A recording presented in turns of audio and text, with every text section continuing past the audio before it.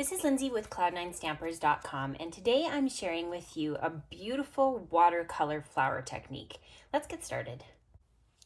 The first thing I've done is taken the Poppy Moments dies, and I've used those to cut out the images from the Fluid 100 watercolor paper. Next, I'm bringing in some ink refills, Granny Apple Green and Coastal Cabana, and I'm going to create a palette to work from that ink with. And if you don't have the ink refills at home, one of the things you can do is use your ink pads, squish the ink pad together to create a palette, or you could even use markers and scribble onto your block to be able to make a palette and then pick the ink up from there. So I'm using an aqua painter that's got water in the chamber, and I'm just going to ensure that it's clean. Then I'm going to pick up the blue ink and just really make it nice and watery.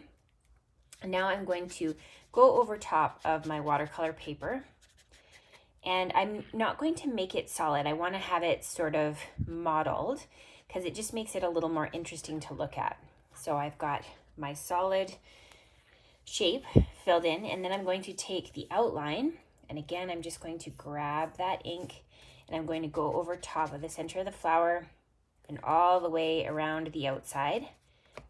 And again, it doesn't have to be perfectly even, the ink. It can be dark in some places and light in the others, which is kind of fun. And then I'm also going to do the centers of the flower. So those are done in Coastal Cabana. Next, I'm going to clean off my aqua painter, and then I'm going to grab from the Granny Apple Green. And this time I'm going to go over top of my leaves, and we're going to paint that. So now we're going to set aside our watercolor paper to dry. And I have run the black cardstock through our embossed die. And next we're going to bring in our Whisper White Craft ink and a sponge dauber, and we'll pick up the ink, and now we're going to go over top of the writing so that the sponged ink helps to pop it off the page. So it makes it almost look like chalk writing. We're going to go over top of the whole thing.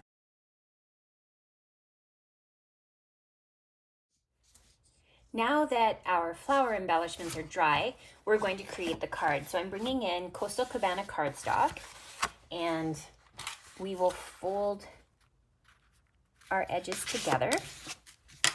Next, we're going to bring in that embossed background paper.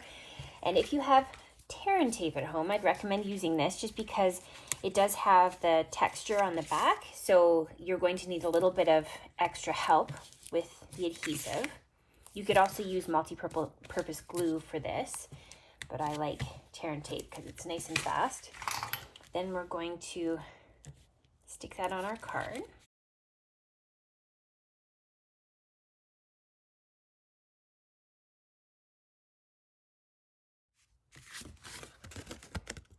You want to make sure the words are right side up. There are actual words on this embossing image. Next, we're going to use tear and tape to hold the big layer of our flower in place.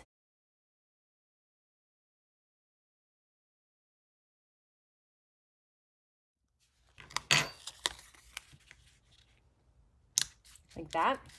And before you press down the edge, you're going to want to make sure that your leaf has a place to tuck in there. So I'm just going to add a little bit of the multi-purpose glue to stick that down.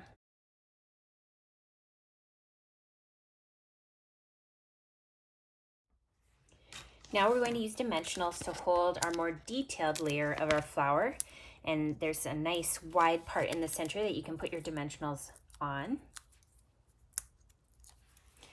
And you can choose to line it up perfectly. Let's see if I can find that. Or you can make it a little bit off center. I personally like it a little off center because I think it's a little more interesting to look at.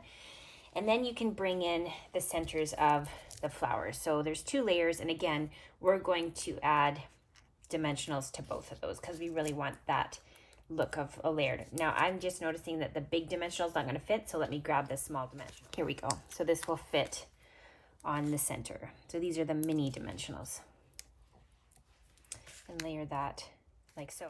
So here you can see how having the different modeling color within the flower really gives it some interest to look at. Next, we're going to bring in this band of paper. And again, I'm going to use tear and tape because we're putting it onto a textured inked surface.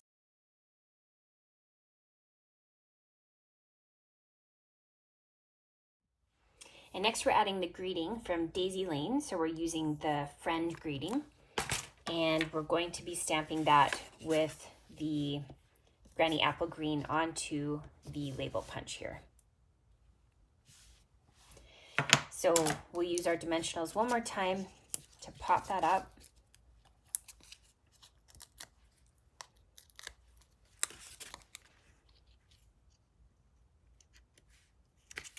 And there you have the finished card. Enjoy!